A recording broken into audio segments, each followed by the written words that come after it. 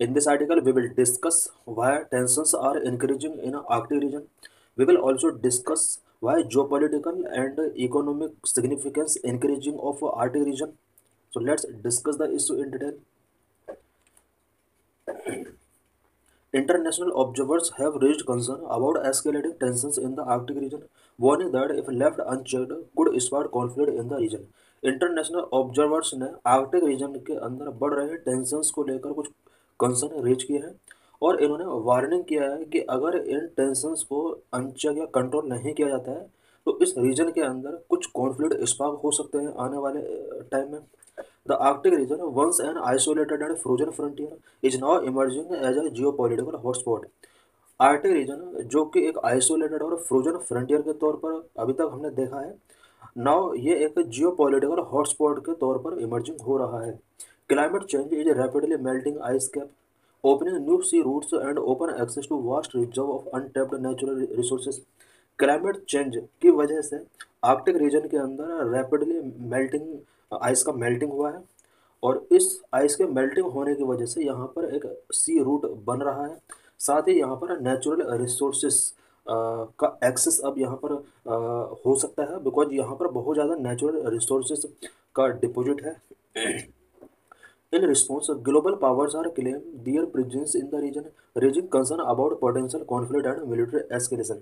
Global powers अपना अपना यहाँ पर क्लेम यहाँ पर कर रहे हैं कि ये रीजन उस कंट्री का है, ये रीजन इस कंट्री का है और यही वजह है कि यहाँ पर इस रीजन के अंदर potential conflict and military escalation हो सकते हैं.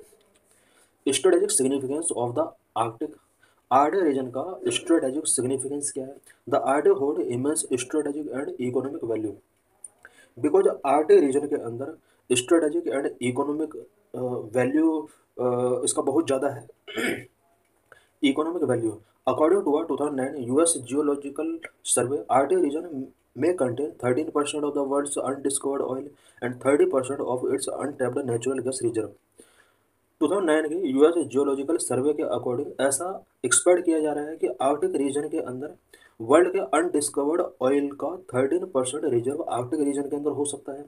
वहीं वर्ल्ड के अनडिस्कवर्ड गैस रिजर्व की अगर बात की जाए तो यहाँ पर 30% रिजर्व हो सकता है. It is also rich in rare earth element, phosphate, copper and valuable fishing ground. Arctic region कुछ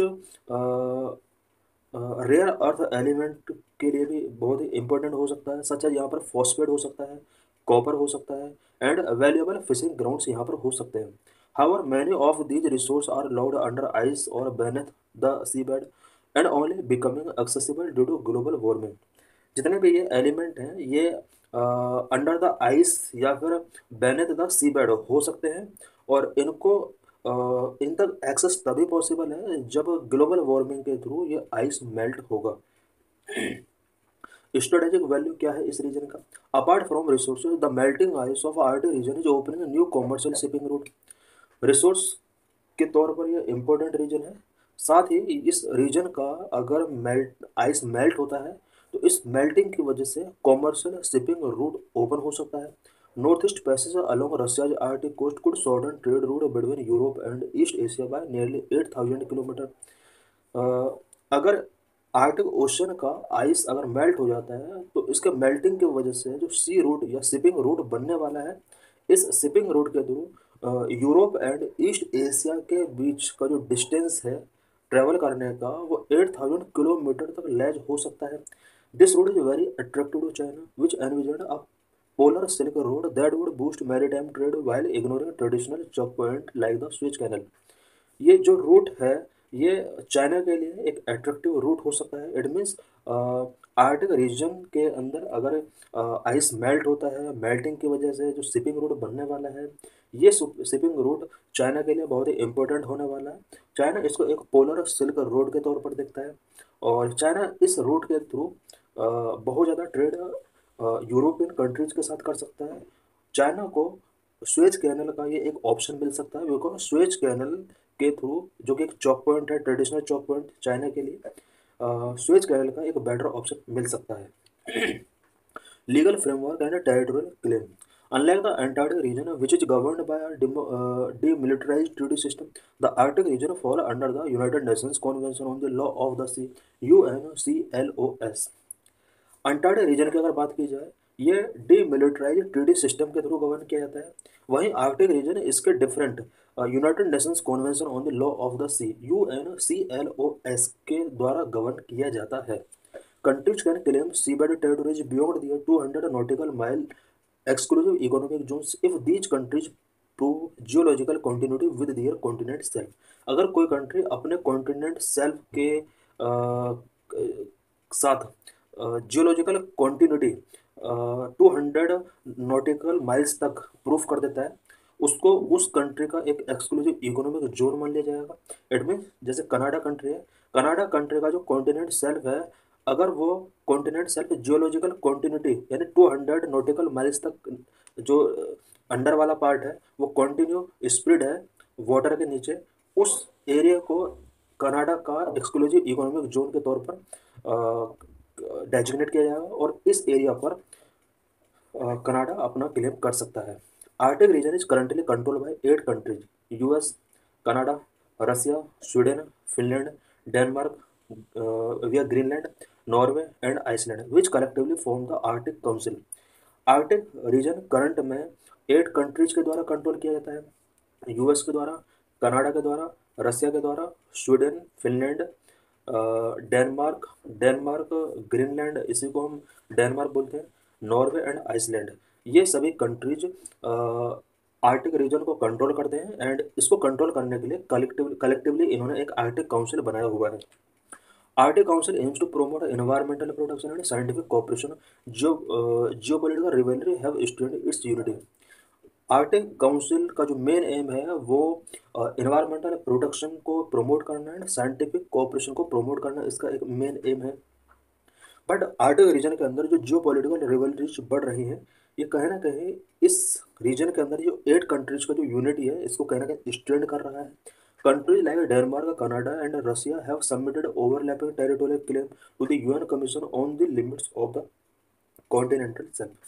कुछ कंट्रीज जैसे डेनमार्क, कनाडा एंड रसिया, इन कंट्रीज ने overlapping territorial claim UN commission के लिए किया है। इट मीन्स इन्होंने यूएन कमीशन के बिफोर ओवरलैपिंग टेरिटोरियल क्लेम किया है इस आर्कटिक रीजन से रिलेटेड, जो कि कॉन्टिनेंटल सेल्फ की लिमिट को क्रॉस करती है। If these claims accepted it would allow nations to control large areas of the Arctic sea bed. अगर इन क्लेम को एक्सेप्ट कर लिया जाता है, it mean Denmark, Canada and Russia के जो क्लेम है, अगर इन क्लेम को एक्सेप्ट कर लिया जाता है तो इन Nations Arctic sea bed areas में इन नेशंस को अपनी पावर स्प्रेड करने की इन्हें एक परमिशन गिवन करेगा। Broader implication for global security. Global security के लिए आर्कटिक रीजन किस तरह से एक ब्रॉडर इम्प्लीकेशन रखता है। The Arctic region is no longer a frozen wetland, it is becoming a highly contested region for energy politics, military posturing and trade competitiveness. Arctic region बहुत long time तक एक frozen Westland नहीं रहने वाला है और बहुत ही जल्दी ये एक हाईली कंटेस्टेड रीजन बनने वाला है, बिकॉज इस रीजन के अंदर एनर्जी पॉसिबिलिटी बहुत ज़्यादा है। Energy politics, military posturing and trade competitiveness के रिस्पेक्ट में इस रीजन का सिग्निफिकेंस बढ़ने वाला है। With limited legal framework and high strategic stakes, the region becoming a high conflict zone if multilateral mechanism fail to manage competing claim. Because इस region का legal framework limited है, strategic stake इसका high है और यही वजह है कि ये आने वाले कुछ ईयर्स में हाई कॉन्फ्लिक्ट जोन बनने वाला है। Environmental concerns are also paramount. Increased shipping and drilling could accelerate ecological degradation in a region which is already under stress from climate change। अगर इस रीजन के अंदर शिपिंग या ड्रिलिंग इंक्रीज होता है तो इसकी वजह से इस रीजन का इकोलॉजिकल डिग्रेडेशन एक्सेलरेट हो सकता है और डिग्रेडेशन अगर यहाँ पर होगा तो यहाँ पर क्लाइमेट से रिलेटेड चैलेंजेस रेज हो सकते हैं। Conclusion, as the ice retreat the Arctic जो पॉलिटिकल रिलेवेंस राइजेज। जैसे जैसे इस रीजन का आइस मेल्ट होगा, इस रीजन का जो पॉलिटिकल रेलेवेंस राइज होगा। Natural resource exploration, territorial ambition and strategic competition among major powers transforming the region into a new frontier for global rivalry. Natural resource exploration को लेकर, territorial ambitions को लेकर, strategic competition को लेकर जो major power का जो ये क्लेम है, ये क्लेम कहीं ना कहीं इस रीजन को ग्लोबल रिवेलरी फ्रंटियर के तौर पर चेंज कर सकता है। इट मीन्स जिस तरह से यहाँ पर various countries natural resource exploitation के लिए यहाँ पर इनिशिएटिव्स टेकिंग कर रहे हैं, टेरिटोरियल एम्बिशंस इनके हाई हैं, स्ट्रेटेजिक कॉम्पिटिशन यहाँ पर बढ़ रहा है। इस वजह से ये रीजन अब ग्लोबल रिवेलरी फ्रंटियर बनने वाला है। Without robust international cooperation, the Arctic region could become a flashpoint in an increasingly multipolar world. Uh, without robust international cooperation, Arctic region जो है वो मल्टीपोलर वर्ल्ड में एक फ्लैश पॉइंट बनने वाला है।